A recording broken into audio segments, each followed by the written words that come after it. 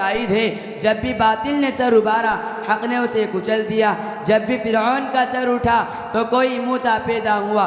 क़बाइल अरब में इर्तिदाद की आग लगी तो अबू बकर सिद्दीक़ ने ठंडा किया।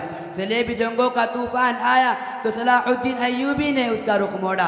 हिंदुस्तान में शियात की वबा फैली तो मौलाना अब्दुल शकूर लखनवी ने उसे ललकार भगाया। मगर आज पूरी दुनिया के मुसलमान एक ऐसे मगरबी फितने में मुब्तला है जो माजी के तमाम शुरू फितन से बदर्जा है, लेकिन उस सरकोबी के लिए हम में कोई मूसा नजर नहीं आता। आज मिल्लत इस्लामिया एक बदतरीन इद्दत से दो चार है, मगर अफसोस कि हम में कोई अबू बकर सिद्दीक़ नहीं।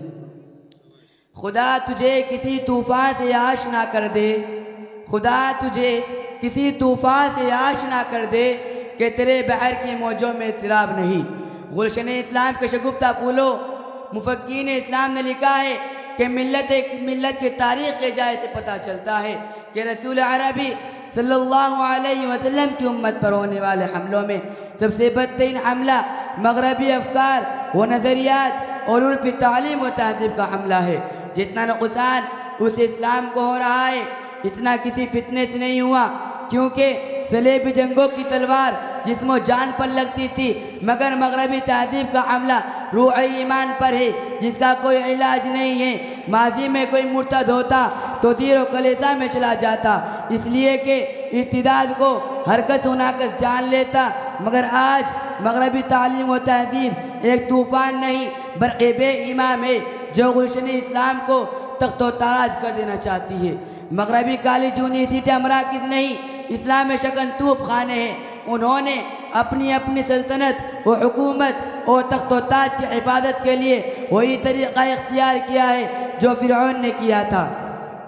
फ़र्क सिर्फ इतना है कि फ़िरऔन ने अपनी हिफाजत के लिए बनी इसराइल के बच्चों को तलवार व खंजर से कत्ल किया था, और अक़लाए मगरिब ने पूरी नस्ल इस्लाम के जिस्मानी तौर पर हलाक करने के लिए इस फरसुदा और बदनाम फ़िरऔनी तरीक़े को छोड़कर असली उलूम व फ़नून जद्दत पसंदे के नाम पर नस्ल कशी की संगीन तहरीक है।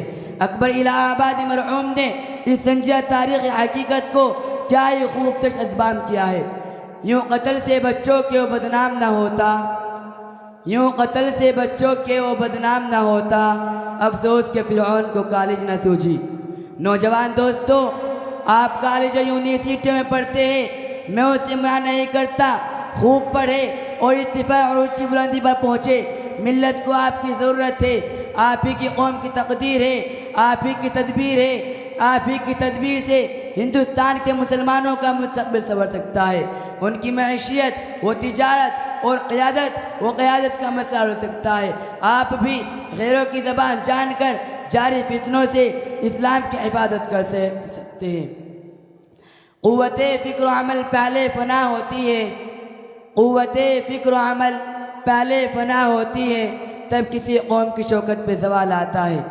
मिल्लत इस्लामिया के होनार फर्जंदो, मैं ये नहीं कहता कि तुम कॉलेजों और आसी तालीम गाँव में मत पढ़ो, पढ़ो, खूब पढ़ो, फजल व कमाल हासिल करो, मगर इक़बाल की तरह मकसद पर नज़र रख कर पढ़ो।